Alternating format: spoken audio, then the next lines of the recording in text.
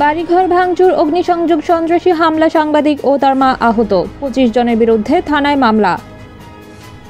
বিস্তারিত দেখুন দিনাজপুর প্রতিনিধি রণজিৎ সরকার রাজের পাঠানো ভিডিও চিত্রে।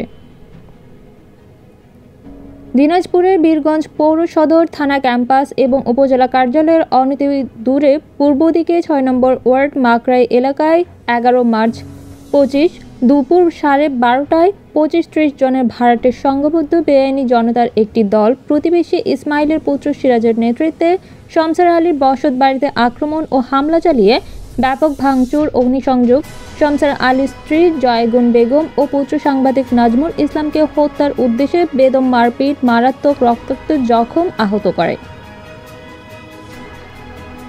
আরজির বর্ণনা ও শমসের পুত্র বাদী নাসিরের অভিযোগে জানা যায়, চাঁদাবাজদের দাবিকৃত 5 লাখ টাকা না দেওয়ায় সিরাজের নেতৃত্বে সন্ত্রাসীরা প্রকাশ্যে দিবালোকে তাণ্ডব চালিয়ে ভাঙচুর করায় ক্ষতি 80,000, গরু বিক্রির নগদ টাকা চুরি 3,50,000 টাকার খড় পুড়ে ভস্মীভূত করায় ব্যাপক ক্ষতি হয়েছে।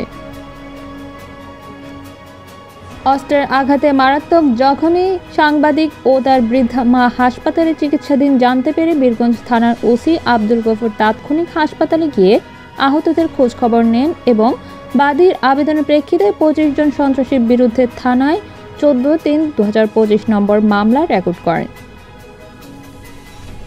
এই রিপোর্ট লেখা পর্যন্ত মামলার তদন্তকারী কর্মকর্তা সুমন দেবনাথ কোনো আসামি গ্রেফতার বা লুণ্ঠিত মালামাল উদ্ধার করতে সক্ষম হয়নি।